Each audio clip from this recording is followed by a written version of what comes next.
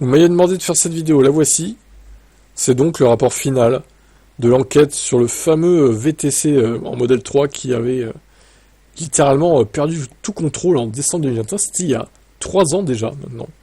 Donc Frandroid a fait un article sur ça, on va voir ce qu'ils ont retenu du long rapport de 60 pages. Il y a eu 21 blessés ce jour-là et un mort. Un conducteur à bord du modèle 3 en était à l'origine.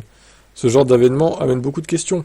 Et une d'elles revient particulièrement souvent. Est-ce que le constructeur a vraiment permis à la voiture, oui c'est ça, d'accélérer soudainement, ou est-ce que simplement c'était une erreur de la part du conducteur?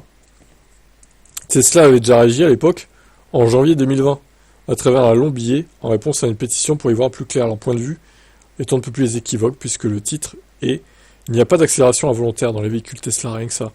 Nous allons dans cet article nous concentrer dans un premier temps sur le rapport publié par la BEATT, sur l'accident de Paris, où là encore le conducteur est bien responsable de l'accélération soudaine de sa Model 3.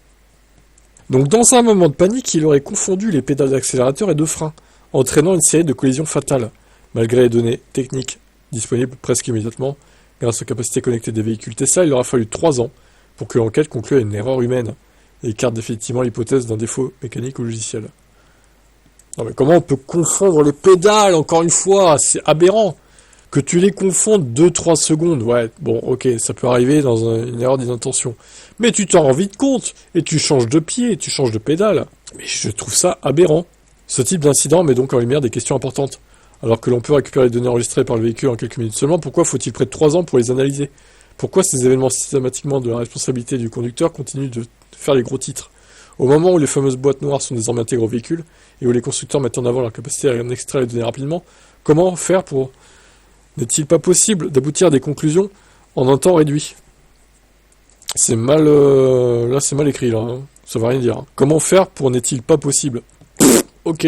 Nous allons examiner le rôle de ces boîtes noires dans la compréhension des incidents, en imaginant également des défis à venir à l'heure des véhicules connectés. Les véhicules électriques sont-ils vraiment des machines infernales qu'il faut blâmer à chaque accident dramatique?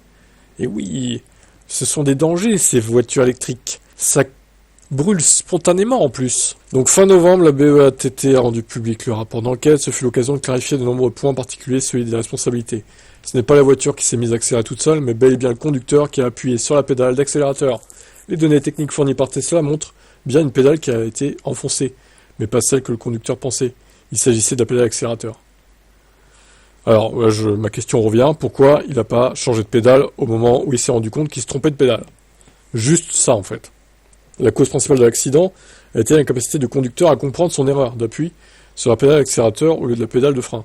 Paniqué par une telle accélération, il n'a pas pu réagir à son environnement ni tenter une action pour remédier à cette accélération, y compris enlever le pied de l'accélérateur. Non mais attendez. Genre, paniqué par l'accélération. Et le gars reste du coup enfoncé, pied dedans sur l'accélérateur. Il se dit pas, je vais peut-être relever mon pied pour voir si la voiture va décélérer. What the fuck? Mais il faut lui retirer sa licence de VTC, ce mec.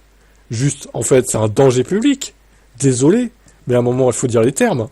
Le déroulé... Si ça s'est passé comme ça, hein, évidemment. Parce que, bon, le rapport dit ça, mais ça se trouve, c'est pas comme ça que ça s'est passé. Après. Faisons confiance au rapport. Le déroulé des événements apparaît clairement dans le rapport de plus de 60 pages, avec un premier déclencheur sur la série catastrophique qui en s'ensuit, le freinage automatique d'urgence. Cette fonctionnalité liée à la sécurité des occupants, comme des autres usagers de la route, est là pour réduire la gravité d'un impact. Il n'est pas conçu pour éviter une collision selon Tesla, qui précise de plus que l'activation de ce freinage d'urgence automatique peut arriver parfois sans justification. Voilà, les freinages fantômes, oui, ça d'accord, ça existe.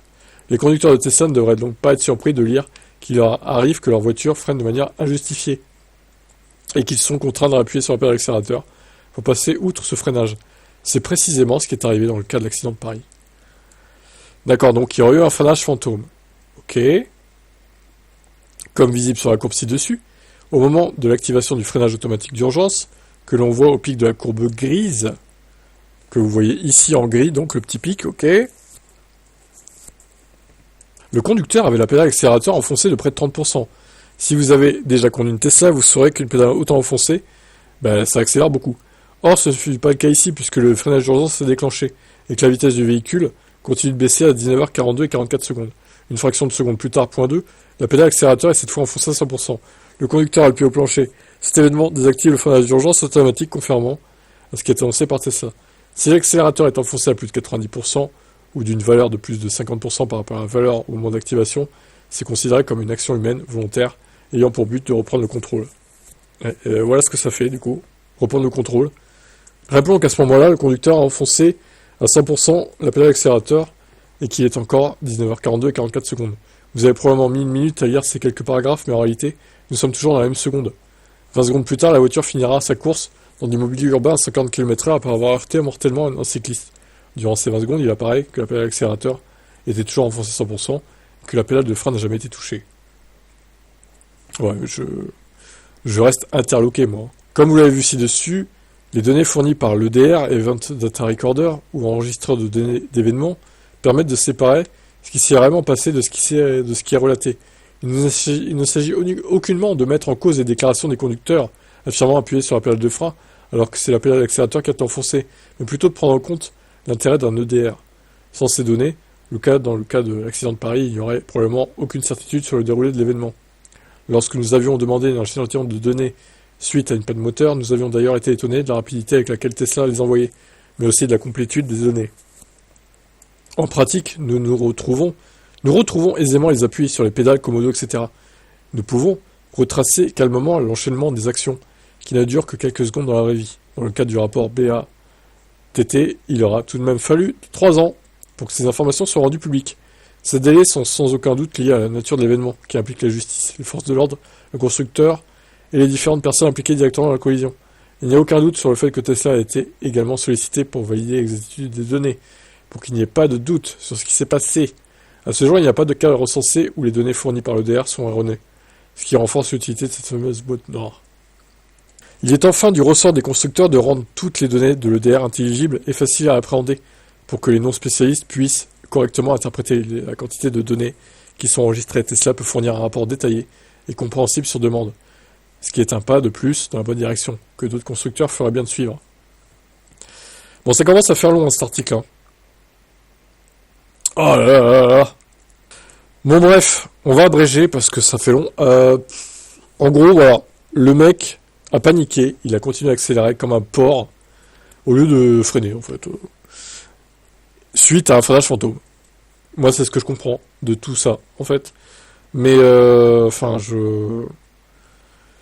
Qu'il y ait un freinage fantôme, oui, ça arrive. Ça a pu arriver sur les Tesla, ça arrivera encore.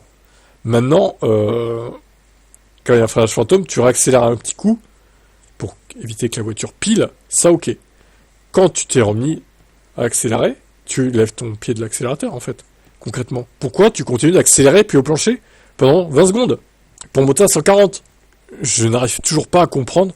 Il faudrait le témoignage du mec, en fait. S'il m'écoute, témoigne en commentaire, s'il te plaît. Pourquoi tu as fait ça? Donne-nous ton point de vue. Parce que là, on n'a pas son point de vue, en fait.